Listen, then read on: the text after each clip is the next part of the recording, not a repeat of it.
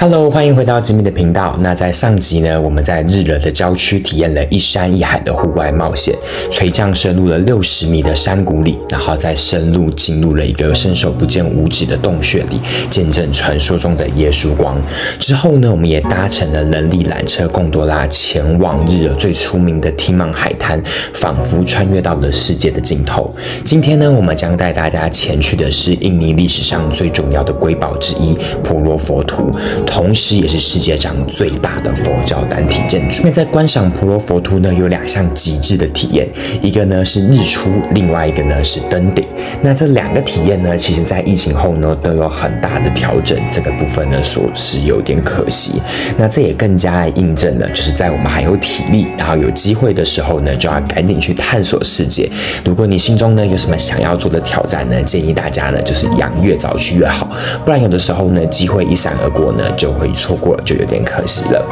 那现在呢，要观赏日出下的婆罗佛图呢，则必须要去一个非常远处的一个小山丘，那才能够勉强的欣赏到婆罗佛图与日出的这种相互辉映。那如果说大家比较想要欣赏很完整的婆罗佛图日出的时候呢，就必须要前一天呢就要入住到了日惹的安曼饭店。那个饭店呢非常的贵，真的不是我们一般人可以负担得起的那种价格哦。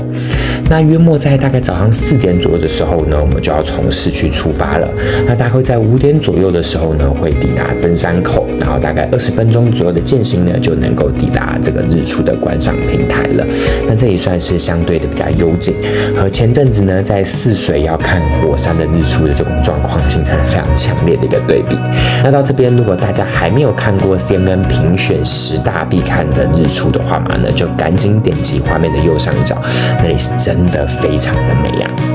好啦，那在森林中呢，我们还看到一个非常有趣的建筑哦，它算是一个公鸡造型的一个教堂吧。那这个教堂呢，其实非常简单，就叫做鸡教堂。不过它的原型呢，其实是一个和平鸽，然后要寓意的呢是要世界和平啦。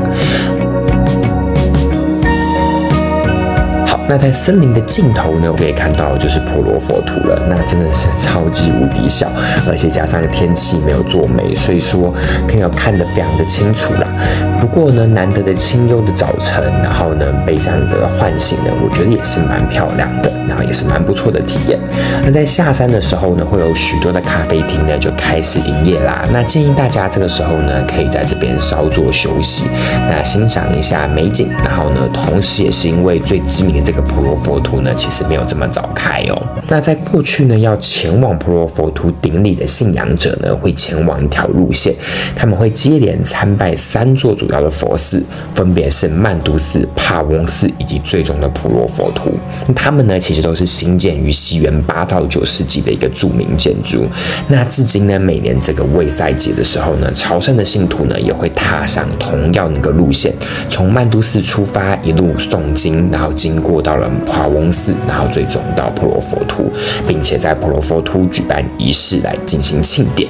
那由于帕翁寺的开门时间稍微比较早一点，那下山我吃完早餐后呢，第一个想要去的呢就是帕翁寺了。不过呢，一直到营业时间的时候，大门还是没有开。那这时候我的司机算是蛮 nice 的，他就赶紧帮我去跟警卫交涉，那特别帮我开门了，所以我可以享受一个没有人的帕翁寺。虽然说帕翁寺的这个整体建筑其实并不大哦，但是经过专家的这个推测呢，其实它的年代可能是更早于婆罗佛图的。其中它很有特色的部分呢，是它有一些雕塑呢，包含了像是生命之树这样的浮雕。那另外呢，就是在寺庙的入口处呢，有一个大肚的矮人，那他呢在倾倒财富的这个雕像，也就代表了这个寺庙呢，其实是要奉献给财富之神巨毗罗的。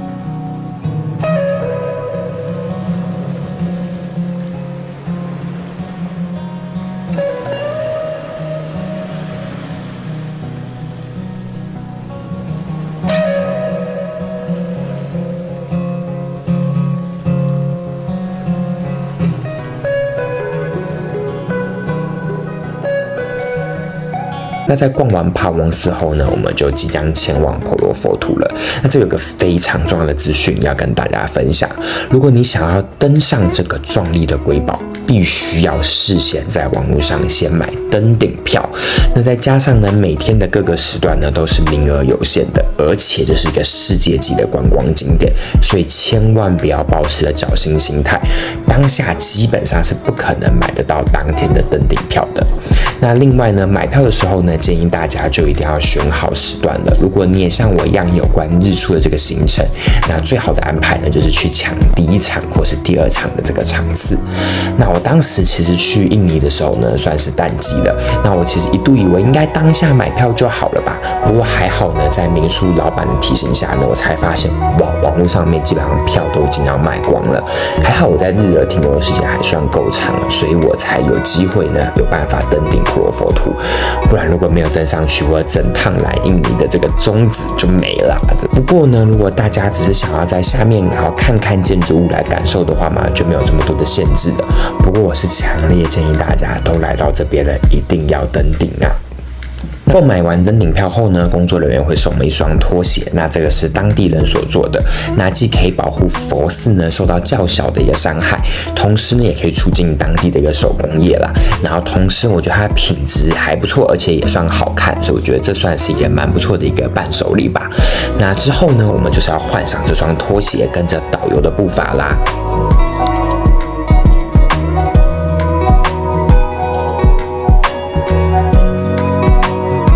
疫情后的婆罗佛图登顶呢，也被限制在呢，只能够跟着导游行走，而且登顶的旅程呢，只有前后1个小时左右而已。基本上呢，我们是没有时间可以好好的去欣赏完整佛塔的一些细节啦，这是真的蛮可惜的。不过呢，好在导游呢会在过程中呢分享一些历史跟神话故事，那我觉得这也算是让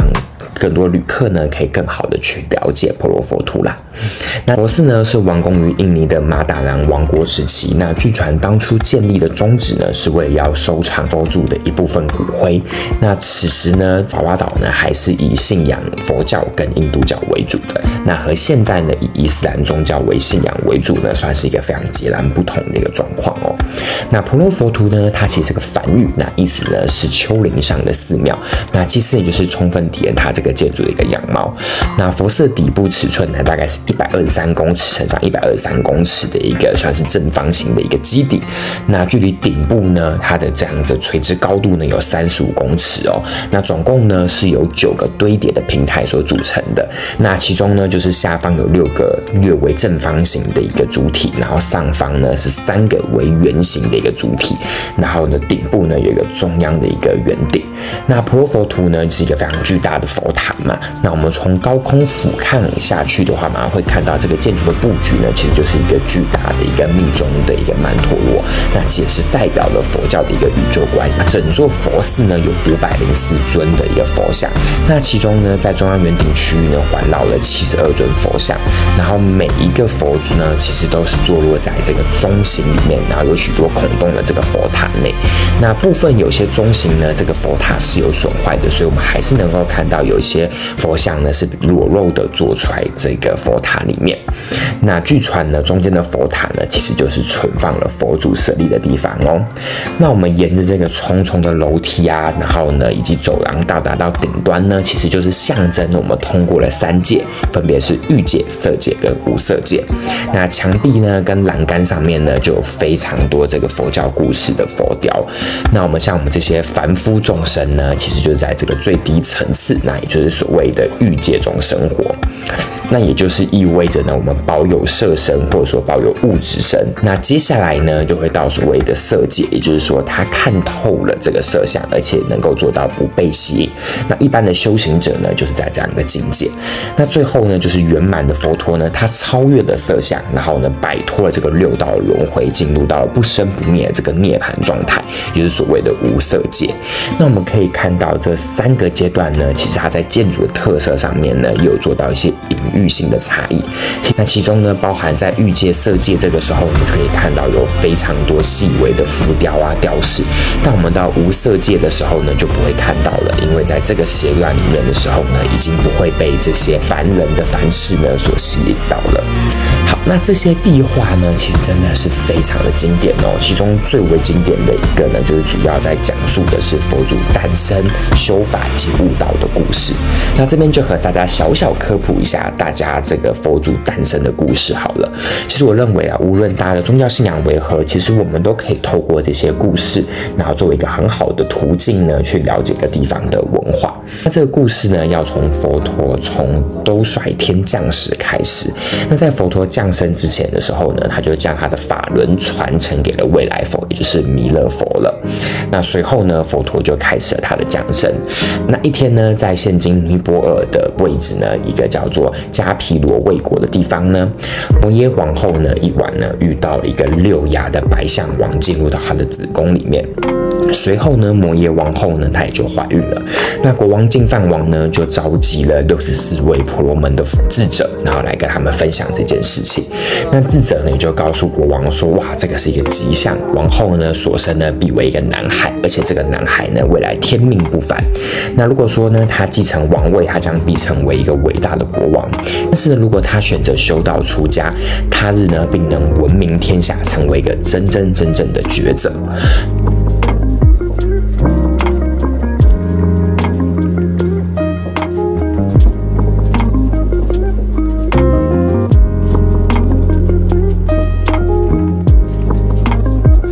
后呢，王后就驾车前往了娘家来进行备孕。那途中呢，就经过了蓝毗尼园的一个菩提树下。那当王后呢在右手折这个树枝之际的时候，那突然间呢，王后感受到了剧烈的疼痛，然后呢就以站着这个姿势分娩出了她的孩子，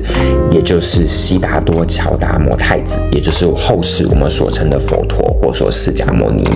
那相传呢，这个太子一出生后呢，随即能够站立，并且呢就迈出了7步。那他所脚踏之处呢，莲花呢就随地而绽放出来。然后呢，太子就指着天上天下，并且说出了那句非常有名的一个招牌，就是天上天下唯我独尊。好了，那这便是一个佛陀出生的故事。那伴随着这个故事呢，先到这边一个小的段落呢，我们其实在婆罗佛图的故事呢，也就到了尾声了。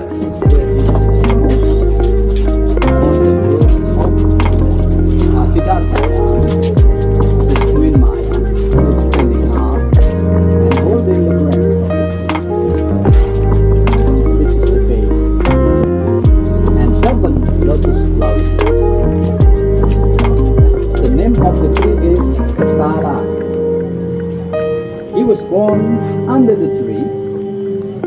Sala tree. Then becoming Buddha under the tree, Bodhi tree, ficus religious tree, Bodhi in Bodh Gaya. Yeah? When he was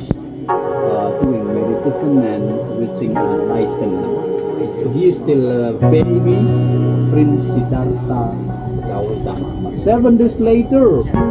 mother passed away. Mother sister look after him. Until growing. 那下一集呢，我们将深入的是日罗，是另一座世界著名文化遗产。与婆罗佛图相互辉映的是另一个印度教的知名佛寺建筑群，其中呢也还交杂了印度教跟佛教的一些交融荟萃。那绝对是前往日惹里面另一个绝对不能错过的一个旅游景点，那它就是普兰巴南。好啦，那如果你也不想要错过我们下一个旅游冒险的话呢，就赶紧订阅我的频道吧。那我们还有 IG 可以追踪哦。就让我们下部影片见吧，拜拜。